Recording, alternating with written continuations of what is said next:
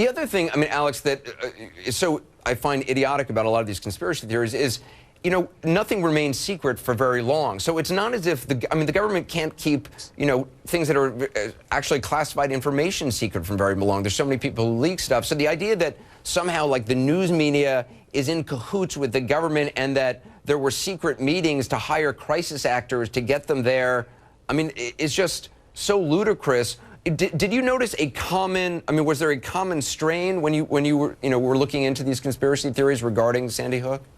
Yeah, there absolutely is, at least the vast majority of them. And there's different variations, you know, whether it was directly an Obama administration plot or agents, you know, loosely tied with the liberal movement or even George Soros. The common thread among all of these is that the tragedy was a false flag operation in order to make the country willing to give up their guns.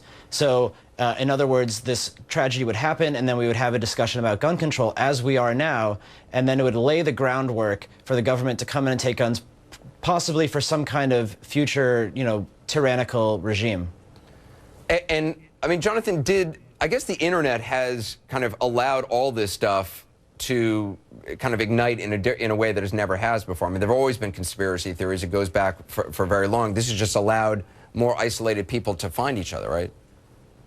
Yeah, absolutely. One of the chapters in my book, I talk about how the internet has turbocharged the conspiracy theory movement, because the big challenge for conspiracy theorists used to be getting the word out, because respectable journalists wouldn't touch their stories. But now conspiracy theorists, usually they don't even bother trying to go to the mainstream media. They just publish it on their website, and they can create their own little echo chambers of paranoid individuals who all share the same distrust. And by the way, just to correct something, it is true that the majority of the Sandy Hook conspiracy theories revolve around the idea of gun control, but there is a large contingent that believe that this was somehow an Israeli false flag operation. Press TV, which is an Iranian-controlled outlet. Why would the Israelis? How did the Israelis get involved in this? According to the idea is that it was a Mossad operation, and it's the same people who believe that Anders Breivik was actually secretly somehow a Mossad agent. These are people who have identified evil in the universe. They've picked who their evildoer is. They think it's the Jews. They think it's Israel. And so they find some way to trace any evil act, whether it's 9/11, whether it's the 2008 financial crisis. They find some way to believe that all the evil was caused by this one group of actors who they hate. And you divide conspiracy theorists into kind of two camps, cranks and firebrands. What's the difference? Well, the firebrands tend to be the young folk. I mean, the ones that you see, sometimes 9/11 on the anniversary, you'll see these people marching, the so-called 9/11 truth movement.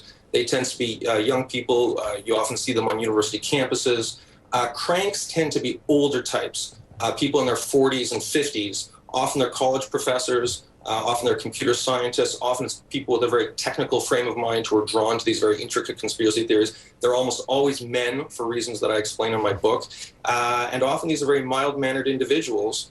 For instance, one of the leaders of the 9/11 conspiracy movement was a teacher, a professor in California named David Ray Griffin, a very mild-mannered professorial guy who's actually a theologian.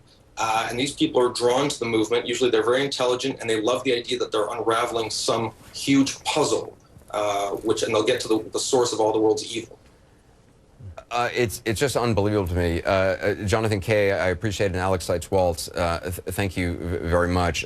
Actually, joining us right now, just called in, is Erica Lafferty, who's the daughter of Dawn Huxspring, the Sandy Hook principal who was killed in this shooting. I assume you were watching our broadcast. What did you want to say?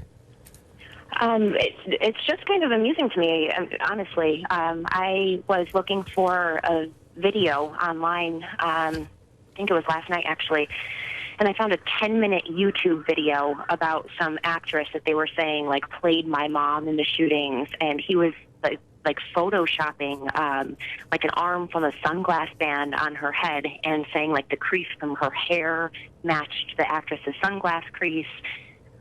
Which is crazy because my mom had short hair. She hadn't had long hair in, I don't know, almost a year, probably actually more than a year at that point. So just their lack of information that they're putting into this to like create this conspiracy theory, like it's not even accurate information that he's using to formulate it. It's ridiculous. The idea, and again, we wouldn't normally even kind of discuss these kind of conspiracy theories or give them airtime on this program, and we're not naming these websites because I really don't want to increase their traffic. But the fact that an associate professor from a university is saying that, you know, or suggesting, kind of throwing out the idea that maybe crisis actors were somehow hired to, I'm not even sure to do what. I mean, does that, when you hear that coming from an associate professor, Erica, what do you think? I think it's a disgrace to the community of educators worldwide that someone would belittle the entire situation, belittle the 26 families, belittle the poor Sandy Hook staff members that had to live through that day. It's honestly, it's disgusting to me. I mean, do you think the university should do something, or do you think it's just, you know, people should know about it and move on? I briefly saw, I think it was someone who was from the university saying that, you know, it didn't have any affiliation with them, and, you know, hearing them speak out and say that they're absolutely not supporting it is good to hear, but, I mean, to have someone like that on staff, I know the university I work for definitely wouldn't tolerate that. Well, Erica, I'm sorry that, you know, coming up on the 1-month anniversary, I know how difficult anniversaries are, that you and other family members have to even, you know, hear about this kind of stuff and deal with this kind of stuff. And I appreciate you taking the time to call in. I wish you the peace. I wish you the best. Thank you very much, and thank you for voicing the truth. Thank you, Erica. Appreciate it. Erica Lafferty, daughter of Dawn Hucksprung, who was the school principal at Sandy Hook. Let us know what you think. On Twitter, we're talking about this. I tweeted about this earlier. I add Anderson Cooper. I mean, do you think this guy should... Is this just free speech, or should the university do something? Let us know what you think. And again, our invitation stands to this associate professor. We'd give him a fair hearing. We'd like to have him on.